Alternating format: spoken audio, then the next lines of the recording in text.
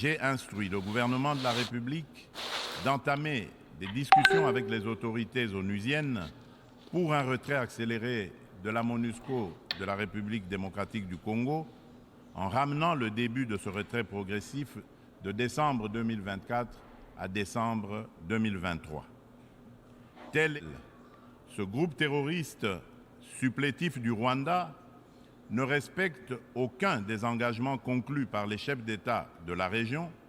dans les cadres des processus de Luanda et de Nairobi. En effet, non seulement ils n'ont pas quitté les positions conquises,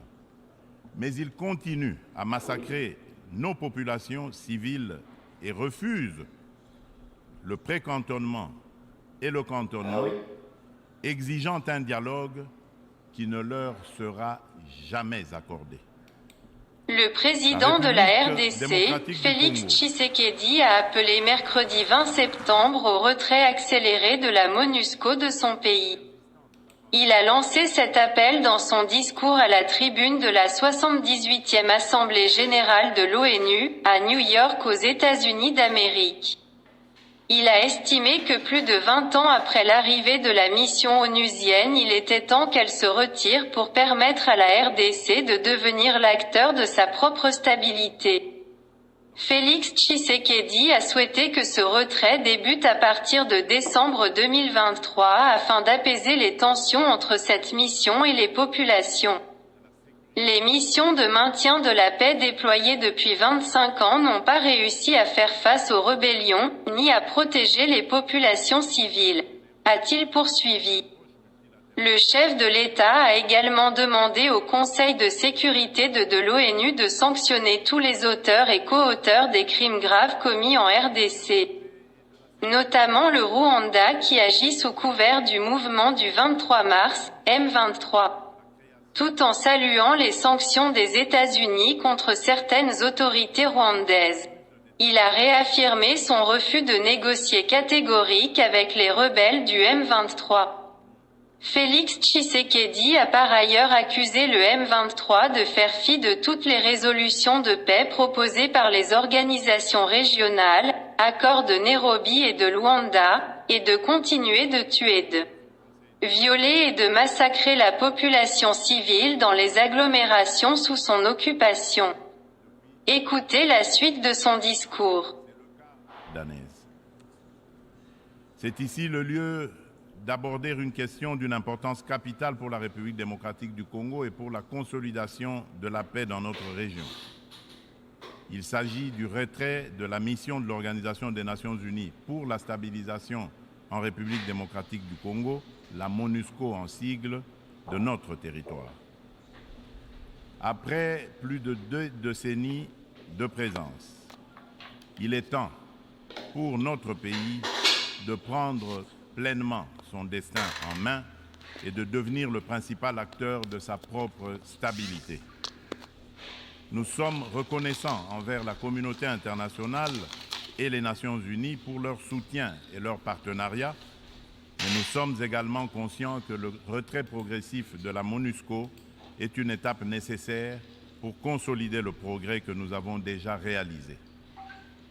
Cependant, il est à déplorer que les missions de maintien de la paix déployées, sous une forme ou sous une autre, depuis 25 ans en République démocratique du Congo, n'aient pas réussi à faire face aux rébellions et conflits armés qui déchirent ce pays et la région des Grands Lacs, ni à protéger les populations civiles. Aussi, le projet de retrait échelonné, responsable et durable de la MONUSCO, annoncé depuis 2018 et dont le plan de transition a été adopté en 2021, devient-il anachronique au regard de l'évolution des contingences politiques, sécuritaires et sociales actuelles.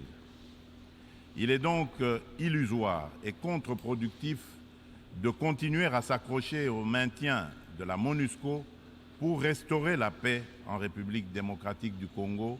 et stabiliser celle-ci. Par ailleurs, L'accélération du retrait de la MONUSCO devient une nécessité impérieuse pour apaiser les tensions entre cette dernière et nos concitoyens. Il est temps pour mon pays d'explorer de nouveaux mécanismes de collaboration stratégique avec les Nations Unies, davantage en phase avec nos réalités actuelles. C'est pourquoi, en ma qualité de garant constitutionnel de l'intégrité territoriale, de la souveraineté et de l'indépendance de mon pays, de la bonne tenue de notre nation ainsi que du bien-être de mes concitoyens,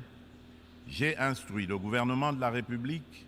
d'entamer des discussions avec les autorités onusiennes pour un retrait accéléré de la MONUSCO de la République démocratique du Congo, en ramenant le début de ce retrait progressif de décembre 2024 à décembre 2023. Tel est le sens de la démarche actuelle de notre gouvernement, qui a adressé un courrier au président du Conseil de sécurité des Nations Unies en date du 1er septembre 2023, sollicitant l'accélération du retrait de la MONUSCO. En sus du retrait accéléré de la MONUSCO, la République démocratique du Congo réitère sa demande au Conseil de sécurité de l'ONU de sanctionner toute personne physique et morale reconnue comme auteur, co-auteur et complice, matériel et intellectuel des crimes de guerre et contre l'humanité, ainsi que des violations graves des droits de l'homme, du droit international et de la Charte des Nations Unies sur le territoire congolais. Il est injuste et inadmissible que des personnes citées comme responsables des crimes graves susmentionnés dans les différents rapports des experts de l'ONU elle-même sur la situation sécuritaire en République démocratique du Congo restent impunis dans le silence total de notre organisation et de ses membres qui placent pourtant la lutte contre l'impunité parmi leurs priorités en matière de gouvernance interne et externe. À ce sujet, le gouvernement de la République démocratique du Congo salue chaleureusement les sanctions que vient d'infliger le gouvernement des États-Unis d'Amérique au Rwanda pour son soutien au groupe terroriste du M23 et à un de ses hauts responsables impliqués dans les aventures criminelles au Congo. Pour rappel, ce groupe terroriste supplétif du Rwanda ne respecte aucun des engagements conclus par les chefs d'État de la région dans les cadres des processus de Luanda et de Nairobi. En effet, non seulement ils n'ont pas quitté les positions conquises, mais ils continuent à massacrer nos populations civiles et refusent le pré-cantonnement et le cantonnement, exigeant un dialogue qui ne leur sera jamais accordé. La République démocratique du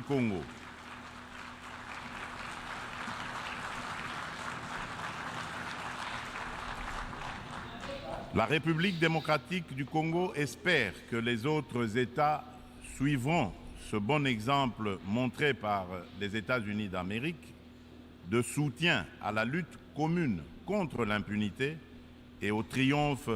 des idéaux de justice et de solidarité entre les peuples. Le gouvernement congolais attend de la prochaine réunion du Conseil de sécurité qu'il accorde une attention toute particulière à sa requête et qu'il soit constructif dans la gestion du processus délicat et laborieux de paix dans notre pays. Monsieur le Président, un autre défi qui préoccupe au plus haut point toutes les nations du monde est celui du réchauffement de notre planète. Point n'est encore besoin de rappeler que l'augmentation de la température depuis quelques décennies affecte la vie de toute l'humanité et nous préoccupe tous. Cependant, force est de relever qu'en dépit des proclamations de foi des pollueurs en faveur de l'arrêt de l'émission des gaz à effet de serre, de multitudes de forats organisés à travers le monde pour combattre ce fléau, dont les 27 COP, conférence des pays membres de la Convention de l'ONU pour la lutte contre les changements climatiques et de multiples résolutions et recommandations adoptées à ces différentes instances, le réchauffement de la planète est loin de se maintenir à 1,5 degré Celsius. Bien au contraire, à la COP 27 tenue à Sharm el-Sheikh, en Égypte cette année, des inquiétudes se sont manifestées sur une tendance à la hausse de cette température. Ce constat peu rassurant appelle sans doute à la revisitation de nos approches et des politiques adoptées. Dans ce cadre, le sommet africain sur le climat qui vient de se tenir à Nairobi au Kenya, sous la direction conjointe de l'Union africaine et de la République du Kenya, du 4 au 7 septembre dernier, a été une initiative salutaire et très opportune qui traduit la détermination de l'Afrique à participer activement au traitement de cette question vitale et de compter désormais comme un poids lourd incontournable dans la solution du réchauffement planétaire et de l'économie du futur plus verte et responsable. Les Africains sont sortis du sommet avec un cahier de charges commun, contenu dans la déclaration de Nairobi et axé notamment sur la réforme de l'architecture du système financier international pour plus d'équité, la restructuration et l'allègement des dettes de leur pays, la transformation locale de leurs produits et la mise en place d'un régime de taxation de carbone incluant une taxe sur le commerce des combustibles fossiles, ainsi que sur le transport maritime et aérien. Ils ont rappelé également aux riches pollueurs un engagement pris en 2009, mais non encore honoré jusqu'à ce jour, de fournir 100 milliards de dollars américains en financement climatique. La République démocratique du Congo demande aux Nations unies et à l'ensemble de la communauté internationale de prêter une attention particulière aux revendications légitimes de l'Afrique. Dans ce cadre, mon pays appelle à la création d'un marché carbone équitable et des prix incitatifs tout en renforçant l'efficacité des financements climatiques. Il espère une opérationnalisation rapide de l'article 6 de l'accord de Paris et soutient l'idée des partenariats mutuellement bénéfiques entre l'État et les secteurs publics. C'est dans la même logique que la République démocratique du Congo réitère sa disponibilité de coopérer avec tout partenaire, public ou privé, pour mettre en valeur ces minerais stratégiques en vue de la transition écologique et a pris des engagements courageux, notamment ceux de consacrer 30% de la superficie de son territoire national à la préservation de la biodiversité et de déposer une contribution prévue déterminée comportant des mesures d'atténuation axées sur 4 secteurs prioritaires: l'agriculture, les forêts, l'énergie et les transferts de technologies, ainsi que des mesures d'adaptation. Monsieur le Président, le multilatéralisme et le respect d'un système mondial fondé sur des règles ont soutenu la paix, la sécurité, la santé et la prospérité dans de vastes parties du monde depuis 78 ans. Les Nations Unies incarnent ces principes et restent un acteur indispensable pour faire face aux menaces existentielles contemporaines, qu'il s'agisse de la crise alimentaire actuelle, du changement climatique, du terrorisme, ainsi que des pandémies et de la prolifération nucléaire. Aucune de ces menaces mondiales critiques ne peut être résolue par des nations agissant seules, aussi puissantes soient-elles. Tout cela exige une coopération multilatérale. Pour conserver la confiance de la communauté internationale, l'Organisation des Nations Unies doit montrer qu'elle est capable de s'adapter au temps présent et de relever avec efficacité et responsabilité les défis d'aujourd'hui. Aussi, pour donner un nouveau départ au multilatéralisme, la réforme de la Charte des Nations Unies sur les points clés, Conseil de sécurité, veto, chapitre 7, recours à la force, est-elle indispensable, mais ne serait pas suffisante. Les chantiers ne manquent pas. La coordination et la coopération entre les différentes institutions et agences des Nations Unies sont imparfaites. Des problèmes globaux sont abordés plusieurs fois dans différentes enceintes, sous des angles différents, de façon contradictoire. D'autres ne le sont jamais, nulle part. Chaque bureaucratie internationale entend persévérer dans son être. À ce sujet, la demande pressante et incessante de mon pays et de l'Afrique tout entière est d'élargir le Conseil de sécurité des Nations Unies en tant qu'organe pilote et décisionnel de l'ONU, afin de pouvoir intégrer en son sein 2 représentants du continent africain en qualité de membres permanents aux fins de consacrer un équilibre géographique juste et représentatif. D'où la pertinence et la nécessité de réformer notre organisation vieille de 78 ans, qui accuse certaines limites face aux mutations actuelles et à la dynamique internationale, afin de lui donner plus d'inclusivité, aussi bien dans sa composition que dans son processus de prise de décision,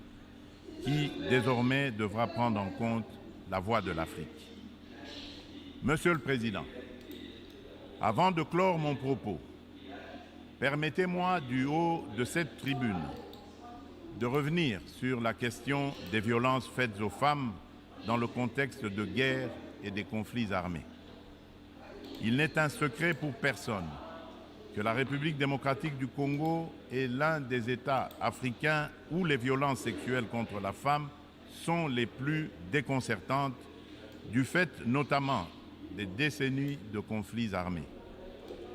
Afin de soulager les souffrances des femmes victimes des violences liées au conflit et de réparer, un tant soit peu, le préjudice leur causé,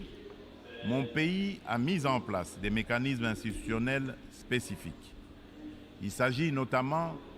du Fonds national des réparations des victimes des violences sexuelles liées au conflit et des victimes des crimes contre la paix et la sécurité de l'humanité, le FONAREV, créé en décembre 2022. Dans le prolongement de ces initiatives de protection et de promotion de la femme, la